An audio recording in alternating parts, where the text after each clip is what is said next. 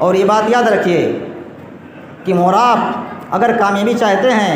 آخرت میں کامیاب ہونا چاہتے ہیں، تو ہمیں نیکی کے کاموں کو مسلسل کرنا چاہیے، کنٹینیو کرنا چاہیے۔ جو بھی نیک اعمال ہو، نیکی کاموں کو کر کے چھوڑنا نہیں چاہیے۔ جہاں تک ہو سکے، ممکن ہو سکے، بڑھ چڑھ کر کے نیکی کے کاموں میں حصہ لینا چاہیے اور اپنے اندر استقامت پیدا کرنی چاہیے۔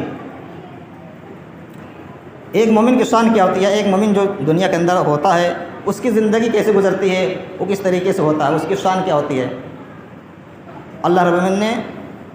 سورہ انعام کی آیت میں بیان کیا، سورۃ نمبر 6 پارہ نمبر 8، پارے کا نام ہے وَلَوْ أَنَّنَا نَزَّلْنَا إِلَيْهِمُ الْمَلَائِكَةَ قُلْ إِنَّ صَلَاتِي وَنُسُكِي وَمَحْيَايَ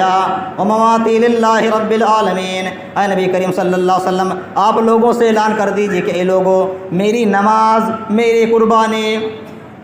میری زندگی، میری موت، یہ سب کے سب اللہ رب العالمین کے ہی لیے ہے، اللہ رب العالمین کے لیے ہے۔ یعنی میں دنیا کے اندر جو بھی عبادت کروں گا، جو بھی نیک اعمال کروں گا، اللہ کے لیے کروں گا، نماز پڑھوں گا، اللہ ہی کے لیے نماز پڑھوں گا۔ دنیا کے اندر میں زندہ رہوں گا، زندگی گزاروں گا تو اللہ کے حکم کے مطابق زندگی گزاروں گا۔ اسی طریقے سے دنیا کے اندر میں قربانی کروں گا تو اللہ رب العالمین ہی کے لیے قربانی کروں گا۔ اسی طریقے سے دنیا کے اندر زندہ رہوں گا تو اللہ ہی کے لیے رہوں گا، اور جب دنیا سے جاؤں گا، دنیا سے رخصت ہوں گا تو اللہ ہی کے لیے رخصت ہوں گے، یعنی اسلام پر میں مروں گا، اسلام پر چلتے ہوئے رہوں گا۔ یہ ایک مومن کی شان ہوتی ہے، میری زندگی، میری نماز، میری قربانی سب اللہ کے لیے ہے۔ ایک انسان، ایک بندے مومن جو ہوتا ہے، وہ اپنے مال کو، اپنے جان کو ہر وقت، ہر لمحہ اللہ کے لیے قربان کرنے کے لیے تیار رہتا ہے۔ وہ کبھی بھی اللہ رب العالمین کو، اپنے رب کو بھولتا نہیں ہے، اللہ کسی سے کبھی بھی غافل نہیں ہوتا ہے، خواہ رمضان کا مہینہ ہو یا غیر رمضان ہو۔ اسی طریقے سے ایک حدیث اس سے متعلق سماعت فرمائیں، ان سہل بن سعد رضی اللہ عنہ قال قال رسول اللہ صلی اللہ علیہ وسلم ان احدکم لیعمل عمل اہل النار وانہ من اہل الجنۃ ویعمل عمل اہل الجنۃ وانہ من اہل النار وانما الاعمال بالخواتیم، رواه البخاری مسلم۔ حضرت سہل بن سعد رضی اللہ عنہ بیان کرتے ہیں کہ نبی کریم صلی اللہ علیہ وسلم نے فرمایا،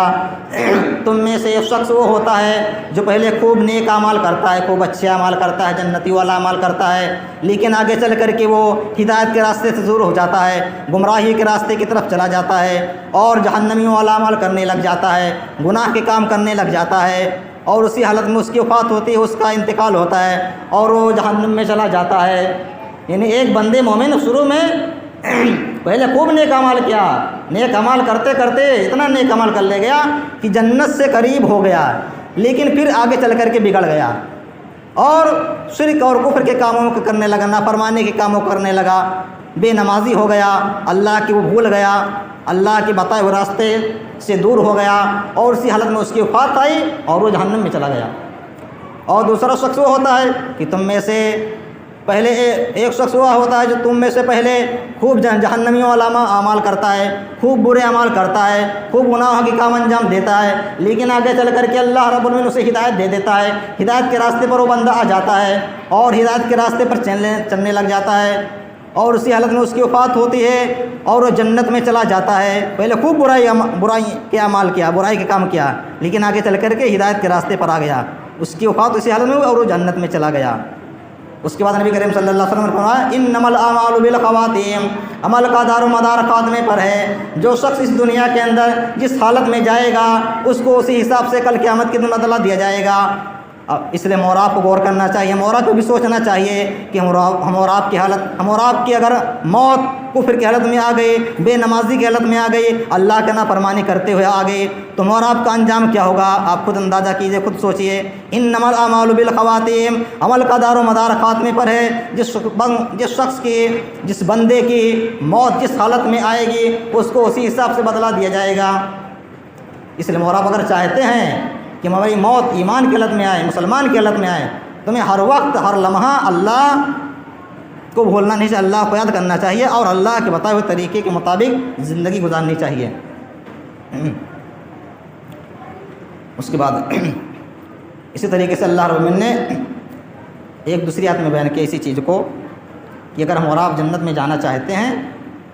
تو ہمیں اپنے اندر استقامت پیدا کرنی ہوگی۔ نماز پڑھتے ہیں تو نماز پابندی کے ساتھ پڑھنی ہے، روزہ رکھتے ہیں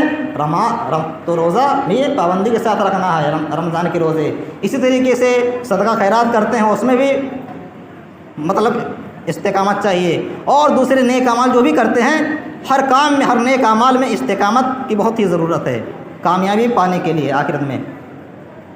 اسی لیے اللہ رب العالمین نے نبی صلی اللہ علیہ وسلم کو نماز جو پڑھنے کا حکم دیا، یہ نہیں کہا کہ تم نماز پڑھو۔ اللہ نے کیا فرمایا؟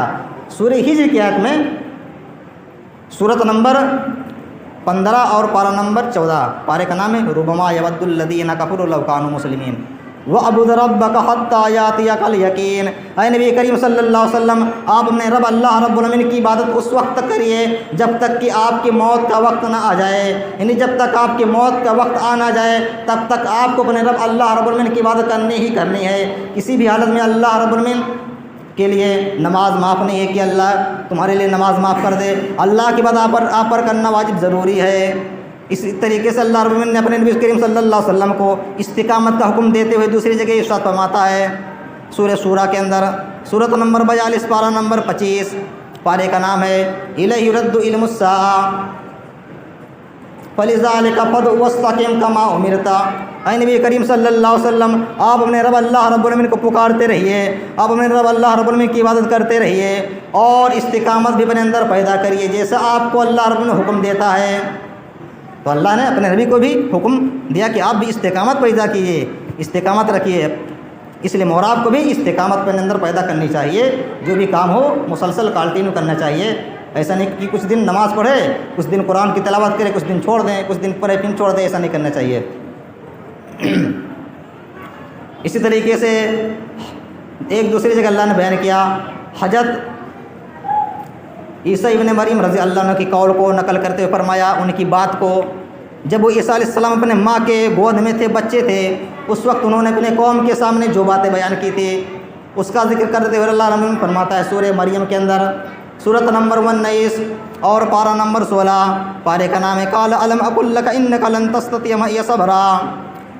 قال انی عبد اللہ۔ اے لوگو، میں اللہ کا بندہ ہوں، اے لوگو تم مجھے اللہ کا بندہ مانو، میں اللہ کا بندہ ہوں، لہذا تم لوگ مجھے اللہ کا بندہ مانو، مجھے اللہ کا بیٹا مت کہو، مجھے اللہ کی اولاد مت کہو، انی عبد اللہ، میں اللہ کا بندہ ہوں۔ قال انی عبد اللہ وجعلنی نبیا،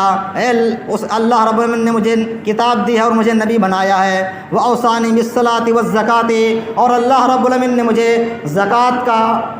اور نماز کی وصیت کی ہے، ما دمت حیا، جب تک میں زندہ رہوں تب تک۔ غور کیجیے،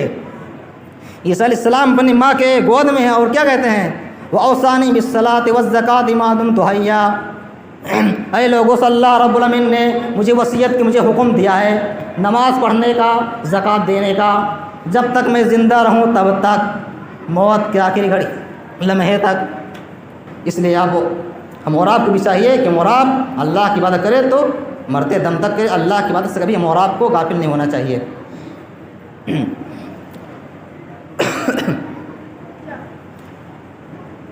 اسی لیے اللہ رب العالمین نے اس چیز کو ایک دوسری آیت میں بیان کیا ہے سورہ طٰہٰ کے اندر، سورہ طٰہٰ سورت نمبر 20 پارہ نمبر 16 ہے، وَأَمُرْ أَهْلَكَ بِالصَّلَاةِ وَاصْطَبِرْ عَلَيْهَا، تم لوگ اپنے گھر والوں کو نماز کا حکم دو، نماز کی تلقین کرو، وَاصْطَبِرْ عَلَيْهَا، اور تم خود اس پر قائم رہو، خود تم اس پر ڈٹے رہو۔ کیا کہا اللہ نے؟ نماز کا حکم دو